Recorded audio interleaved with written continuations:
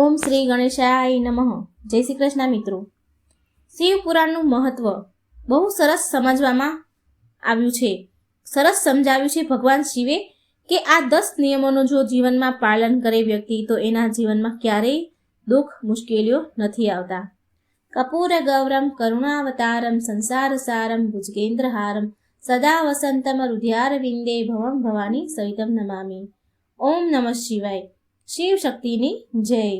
કહેવાય છે કે ભગવાન શિવને જેટલો શ્રાવણ મહિનો વાલો છે તે સમાન જ ફાગણ મહિનો પણ એટલો જ પ્રિય છે.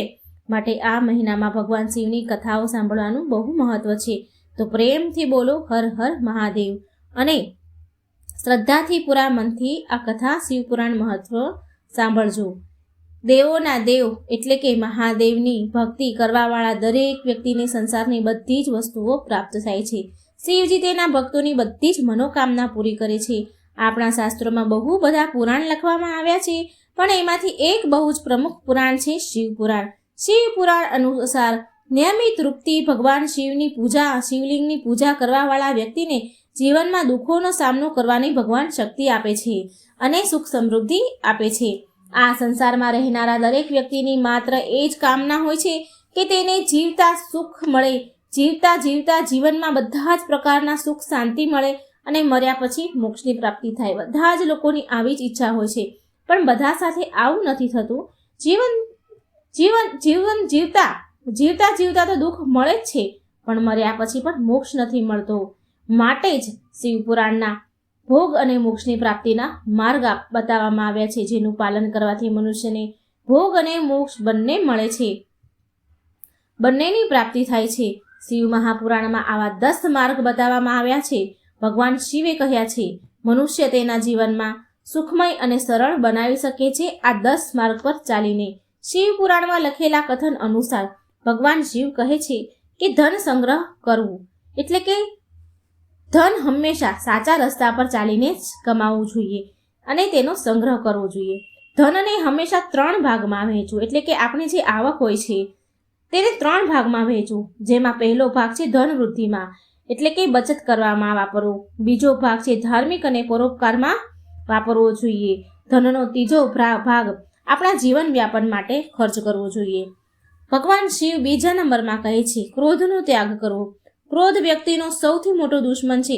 પોતાના ક્રોધ અને આવેશમાં આવીને આપણે એ વાત બોલી જઈએ છીએ, એવા શબ્દ બોલી જઈએ છીએ કે જેનાથી પછી સમય જતાં આપણને પછતાવો જ રહે છે એ વાતનો.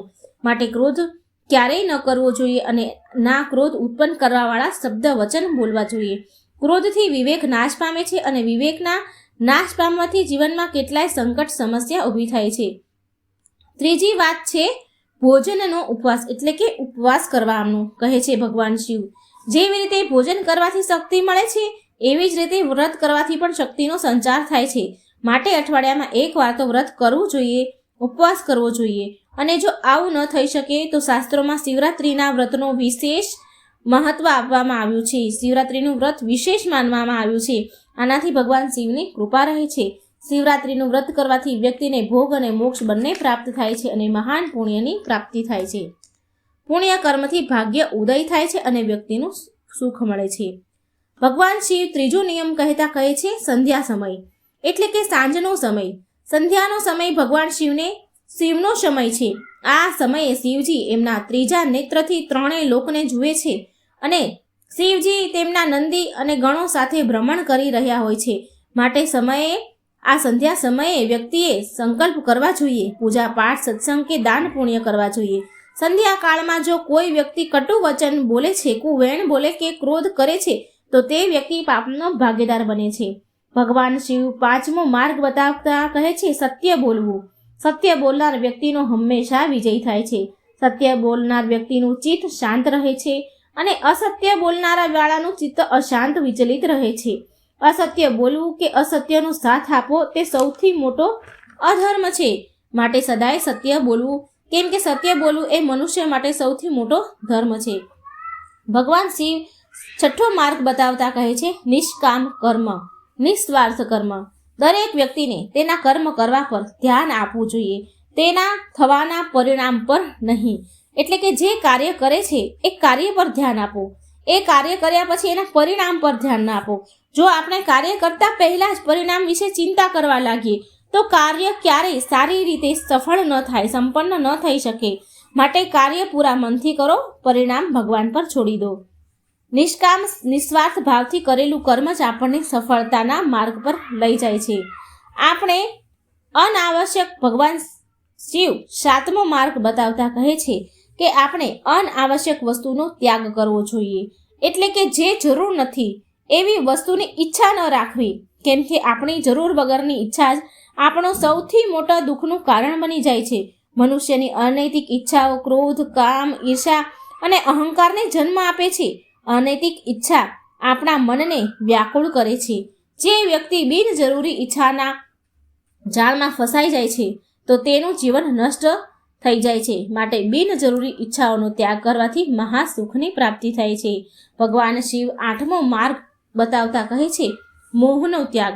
મોક્ષની પ્રાપ્તિ માટે સાંસારિક મોહ માયાનો ત્યાગ જરૂરી છે. આ દુનિયામાં દરેક મનુષ્યને કોઈને કોઈ પરિસ્થિતિ, કોઈ વસ્તુ કે કોઈ વ્યક્તિથી મોહ થઈ જાય છે અને આ મોહ ભય અને પીડાને જન્મ આપે છે. મોહમાં મનુષ્ય વિવેકને જાગૃત નથી થવા દેતો. માટે મોહ માયાનો ત્યાગ કરવો જરૂરી છે. ભગવાન શિવ 9 નંબરમાં કહે છે, 9મો માર્ગ બતાવતા કહે છે સકારાત્મક કલ્પનાના વિચાર.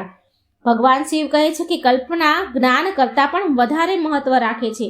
જે વ્યક્તિ જેવો વિચાર અને કલ્પના કરે છે તે તેવો બની જાય છે. આના માટે ધ્યાન કરવું અને સકારાત્મક વિચાર રાખવા, અને જ્યારે કરો ત્યારે સારી કલ્પના જ કરો.